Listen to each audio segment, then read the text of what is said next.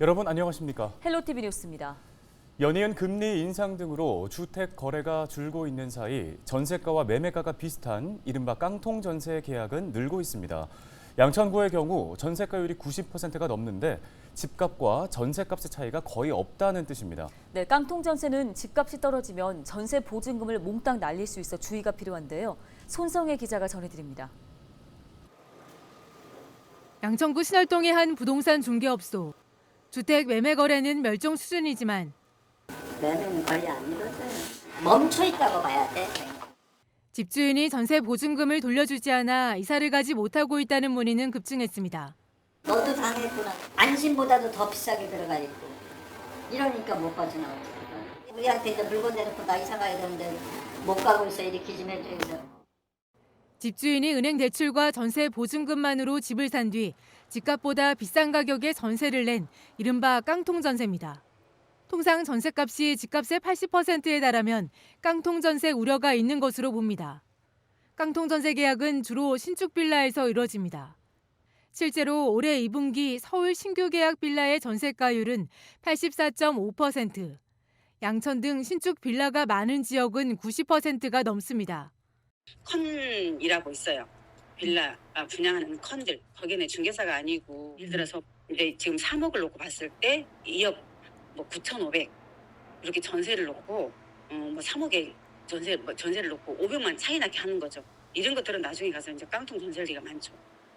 이런 경우 세입자가 전세금을 제때 돌려받지 못하거나 전세 사기에 걸려들 수 있습니다. 전세 보증금 사고액은 매년 급증하는 추세로 올해 7월까지 피해액이 4,200억 원에 달합니다. 전문가들은 전세 보증금 사고를 예방하기 위해선 계약 전에 등기부등본을 꼼꼼하게 확인해야 한다고 강조합니다. 반드시 해야 될 사항이 꼭 등기부 등본을 한번 띄워봐야 된다. 최종 소유주가 누군지, 또 그 소유주가 근저당 설정을 해놓았으면 어떻게 돼 있는지, 그 근저당 설정의 순위가 어떻게 돼 있는지 이런 게 중요합니다. 반드시 체크하시고 그리고 공인중개사한테 그 부분에 대해서 한번 확답을 받으셔야 돼요. 왜냐, 계약을 하고 나서 바로 또 바꿔치기 이제 소유권자가 바꿔치는 경우가 있거든요. 서울시는 8월부터 깡통 전세 피해를 막기 위해 전세 가격 상담센터를 운영하고 있으며 정부는 지난 1일 안심 전세 앱 출시 등의 내용을 담은 전세 사기 방지 방안을 발표했습니다. 헬로티비 뉴스 손성혜입니다. 서울시는 2일 0시 기준 신규 확진자가 15,564명이라고 밝혔습니다. 전날 발생한 신규 확진자 수 13,325명보다 2천여 명이 늘었지만 일주일 전인 지난달 24일과 비교하면 188명 줄었습니다. 사망자는 12명 발생해 누적 사망자는 5,263명이 됐습니다. 지역별 신규 확진자는 양천 684명, 은평 714명입니다.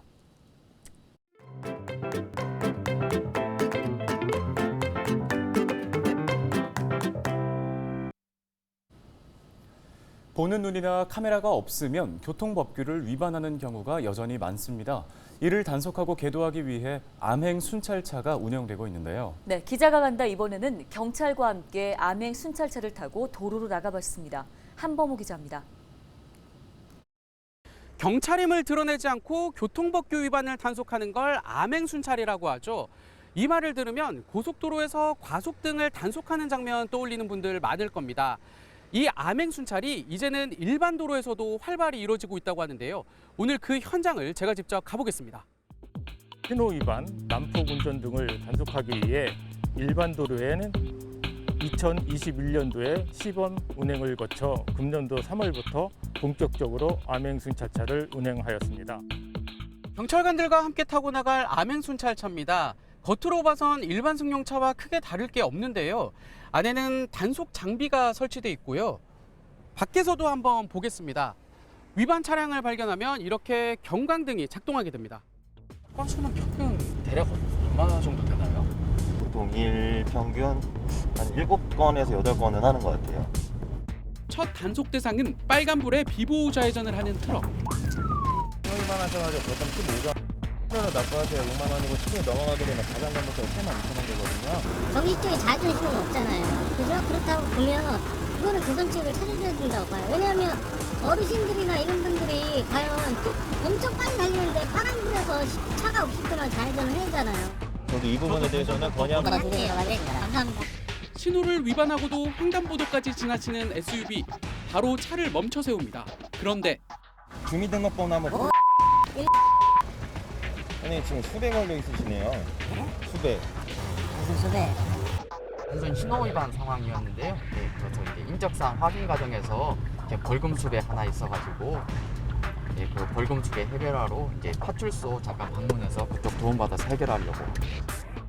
금방처럼 이제 저희가 조회를 하다 보면은 수배 내역이 확인이 되거든요. 큰 금액대가 5억 8천으로 기억을 하고 있어요. 점심시간 배달 오토바이가 눈에 띄게 늘어납니다. 신호위반 1년 차례 직진 위반을 해가지고 네, 어떻게 정차하세요? 인식이 다 쉬운데 빨간불 대상 때 지나갔는데 뭐가 내가 잘못이라고. 아무도 없었길래 아무도 차도 없었고 아무도 뒤도 오는데 앞도 안 보는데. 계속해서 위반을 인정하지 않는 운전자. 알고 보니 선생님 여기 지금 과태료만 해도 164만 원 지금 미납돼 있고 어떻게 164만 원이 나와? 맞아. 안내 받고 납부를 하시고 신호를 위반했는데 안전모를 착용하지 않은 걸로 해달라는 운전자도 있습니다. 돈이 문제가 아니고 결정하면 법료가 너무 많이 올라요. 저희가 하지 않은 상황에 대해서 반응을 못해요, 선생님. 요즘 거리에서 흔히 볼 수 있는 전동 킥보드. 이용자가 안전모를 쓰지 않은 채 도로를 활보합니다. 킥보드 잠시 정차하세요. 안전모 미착용하셔가지고 결정은 따로 없고요. 이게 범칙금이 2만 원. 이번엔 운전면허도 없는 미성년자입니다. 면허증은 있어요? 주차장에 늦어가지고 죄송합니다. PM 타실 때는요, 운전면허가 기본적으로 있어야 되고요. 그 다음에 안전을 위해서 안전모 꼭 착용해 주시는 게 좋습니다. 충남경찰청이 올해 암행순찰을 통해 교통위반 사항을 적발한 건수는 약 700건. 지난해 같은 기간보다 65% 증가했습니다. 이 기간 교통사고 건수는 4.3%, 사망자는 16% 감소했습니다. 암행 단속에 대해 단속을 위한 단속이 아니냐는 불편한 시선 보내는 분들도 일부 계실 겁니다. 제가 오늘 동행한 현장에서 경찰관들은 단속 그 자체에 초점을 두기보단 운전자들의 인식 개선과 태도 변화에 힘쓰는 모습이었는데요. 아무리 법과 단속이 강화된다고 하더라도 이 핸들을 잡은 운전자의 마음가짐이 가장 중요하지 않을까요? 기자가 간다, 한보호입니다.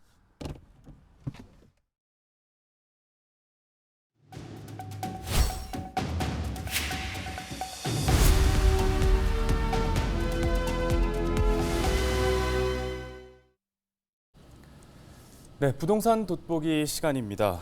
여야가 일시적 2주택자와 고령자, 또 장기 보유 1주택증에 대해서 종합부동산세 부담을 덜어주는 내용의 법안을 처리하기로 결정했습니다. 네, 다만 공정시장가의 비율과 특별 공제 금액 설정 등의 조세특례 제한법 개정안 처리는 합의를 하지 못한 상황인데요. 오늘 이 소식을 한국부동산학회 하정민 사무국장 연결해서 이야기 나눠보겠습니다. 자, 사무국장님 먼저 앞서 전해드린 것처럼 여야가 종부세 납부 관련해서 개정안에 합의를 했습니다. 실제 내용들을 살펴볼 때 종부세 부담이 좀 덜어지는 효과 있을 것으로 볼까요? 네, 아무래도 이제 일시적, 한시적 2주택자라든지 아니면은 이제 고령 이제 특례를 받아서 종부세 어느 정도 감면을 받으면은 더 효과가 좀 있다라고 좀 말씀을 드릴 수가 있겠고요. 일단은 지금 2주택자 5만 명, 그리고 상속주택 보유자 1만 명, 공시가 3억 이상 지방 저가주택 보유자 4만 명, 그러니까 대략은 한 10만 명 정도가 종부세 부담을 좀 덜게 됩니다. 그리고 이제 장기 보유한 이제 한 주택 한 채를 오래 보유하신 분들 8만 명 정도도 혜택을 보기 때문에 실질적으로는 지금 이제 과세 부분에 있어서 이제 국민들의 부담이 조금 덜어진다라고 말씀드릴 수가 있겠는데요. 아직은 이제 법안이 약간 이제 반쪽짜리예요. 모두 다 통과된 게 아니기 때문에 좀 아쉬운 부분이 남습니다. 네, 정부와 여당이 제시한 1세대 1주택 3억 원 특별 공제안은 불발됐습니다. 아쉬워하시는 분들 많을 것 같은데요. 어떻게 보세요? 네, 아무래도 이제 가장 이제 그 부분을 되게 민감하게 기다리고 있었던 부분인데요. 약 한 9만 명 정도가 이제 추가로 과세에 이제 면제가 될 것으로 예상이 되었는데 이제 편입이 됐다라고 말씀을 드릴 수가 있겠고요. 네, 이제 입장을 좀 살펴보게 되면은 이제 공제를 11억으로 올린 지 얼마 안 돼서 또 이제 14억까지 또 3억을 추가로 올려야 되잖아요. 이 부분에 있어서는 보게 되면 1주택자라도 대부분 이 법안으로 혜택을 보는 사람들이 25%는 강남 3구에 좀 몰려 있습니다. 20억 원 이상의 주택, 고가주택이 몰려 있는 지역이 아무래도 강남 3구라든지 아니면 각 지역의 대장주 아파트들이기 때문에 아무래도 이제 부자 감세다라는 비난을 좀 피해갈 수 없었기 때문에 이제 좀 불발이 된 게 아닌가 싶은데요. 사실 이 종부세 같은 경우에는 좀 이중 과세잖아요. 그리고 지금 공시가도 굉장히 많이 올랐기 때문에 이 부분을 개편하는 데 있어서는 좀 빠른 시일 내에 조속히 좀 처리를 해야 된다, 라고 좀 말씀드릴 수가 있겠습니다. 예, 부동산 시장은 이미 금리 인상으로 인해서 침체기를 겪고 있는 상황입니다. 이런 상황에서 이번 종부세법 개정안이 시장에 과연 어느 정도 영향을 미칠 것으로 보십니까? 네, 일부 혜택을 받게 되시는 분들 같은 경우에는 한시름을 놓았겠지만 그래도 14억까지 기대를 하고 계셨던 분들 새로 한 21만 명 정도는 추가로 이제 11월 달에 종부세를 내야 되는 편입되는 부분에 속하시는 분들은 굉장히 좀 많이 아쉬워하는 부분이 있는데요. 사실 지금 부동산 시장 경기 자체가 굉장히 좋지는 않습니다. 이미 가격이나 호가는 많이 올라가 있는데 거래는 전반적으로 멈춰 있고 금리는 지속적으로 상승할 것으로 예상되기 때문에 이러한 경우는 어떻게든 시장 상황에 따라 정책을 좀 변화할 수는 없지만요. 어떤 완충작용을 해주는 부분이 좀 필요하다라고 말씀을 드릴 수가 있겠고요. 봤을 때 지금 시장의 불경기랑 하락세가 좀 장기화될 조짐을 좀 보이고 있습니다. 향후 1, 2년 정도는 이렇게 흘러갈 것으로 예상이 되고 있기 때문에 이 부분에 있어서 좀 빠른 조속히 조정이 필요하다라고 말씀드릴 수가 있겠습니다. 네, 알겠습니다. 도움 말씀 여기까지 듣겠습니다. 한국부동산학회 하정민 사무국장이었습니다. 저희 헬로티비 뉴스가 오늘 준비한 소식은 여기까지입니다. 네, 시청해주신 여러분 고맙습니다.